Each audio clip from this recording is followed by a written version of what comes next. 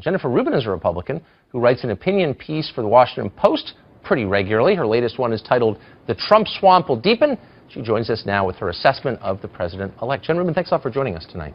Thank you for having me. So everyone's trying to figure out, how this happened, and the Democratic Party is going through this process where they're trying to decide whether or not to take Trump voters seriously, whether to dismiss them as bigots or to acknowledge maybe there were some legitimate concerns. You were a Republican writing a column on the right for the Washington Post, and I wonder where you are now. I want to read you your assessment, since I read it. I'm from Washington. You wrote this in October of this year. As the old white males who made up Trump's base and Fox News' TV audience literally die off over the ensuing decades, there'll be insufficient numbers to stand on the hill of irrational and unpopular stances on immigration restrictionism. And then you go on to attack, as you have a number of times, white males, angry white males. The immigration ploy is not about jobs or terrorism, but angry white males who think the country is changing. Have you revised your view, or do you think it's just about racist white men? Well, first of all, that passage doesn't say it's just about racist men. It states a fact, which is true, that Trump's demographic is older and whiter. And although it didn't happen in this election, at some point there will not be enough white people just to rely primarily on that demographic. And it's happening at a rate of about 2 to 4% each year that the percentage of white voters goes down. So it's simply a truism that although it was an extraordinary election, that it worked this time, so to speak, with the celebrity and with Hillary Clinton on the other side, let's not forget. Right. It's not a winning strategy over time. Okay, I want to let you articulate your point of view, but I have to challenge you on one thing, and that's your claim that it's true and that you can support it, which is, of course, totally false. Let me refer to your words here. September 22nd, you wrote this, and I'm quoting: Trump immigration ploy is not about jobs or terrorism, but angry whites who think the country is changing. Do you have access to some special poll the rest of us haven't seen that proves that it's not about jobs, it's about their anger based on race? You don't know that, and you claimed it anyway. Why? Well, you just asked a different question than the one you accused me of lying of. Yes, I do have evidence that the white demographic is declining. That's a statistical fact. But you're talking about motive here. No, now you've asked a different question, so let me answer this question. When you look at Trump voters in a variety of testing modes, they have more negative attitudes towards African Americans and towards Hispanics.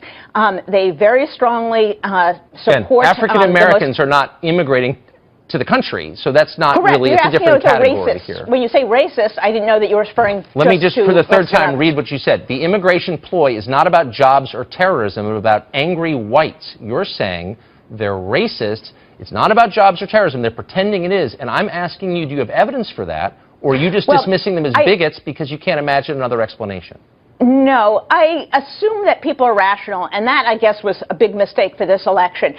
It's not rational. You're claiming they're irrational, actually. I'm claiming that they're just wrong, and that Donald Trump did a very good job of perpetuating the myth that they're wrong. No, you're claiming that they're immoral. You're saying they're racist. That's not wrong. You're saying they're bad people. It's about angry whites who think the country is changing. Okay, so here's my point to you. Why would you write something like that in a newspaper without having any fact to back it up? Unless you somehow have access to the inner thoughts of Trump voters, why would you imagine you know their motives? That's my question. We have lots of facts. In fact, people have written entire books this year. There's sociological analysis. So what are your facts? I'm giving you a chance to present them.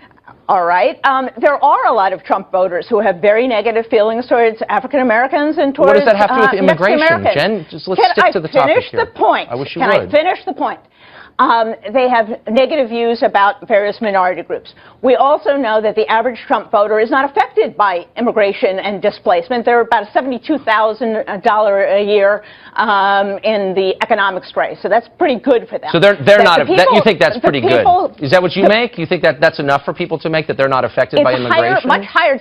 It's much higher than the average American. So it's not the people who are hurting the most. So they've got no cause for complaint. It is also happening in areas in which the influx of minorities has been the fastest and the heaviest. In other words, white areas of the Midwest who have had an influx of people, and here's my point to you. Look, you're making a very serious charge. I think this is an interesting debate. There are two sides to it, two legitimate sides. But before you call people racist, you better have some real evidence, and you don't. And I just ask you to marshal it, and you don't have it. No, you don't. That's not true. You don't know their motives. You can't know their motives. So how about don't speculate on them? Well, listen, we all draw conclusions, and there is evidence. There is polling evidence. Yeah, in fact, okay. It created quite a stir, you remember, before the election, that Trump voters do have more negative views of minorities than non-Trump voters. So that's probably why they don't want increased immigration, because they're bad people. I've heard that before, and I just, you know what? That's evidence of contempt for voters, of ignorance, and an unwillingness to understand their point of view, and it's unhelpful, and I think, you know, you should be above that. I guess that's the point I would make. We're out of time. Thanks for joining us. Jennifer Rubin from the Washington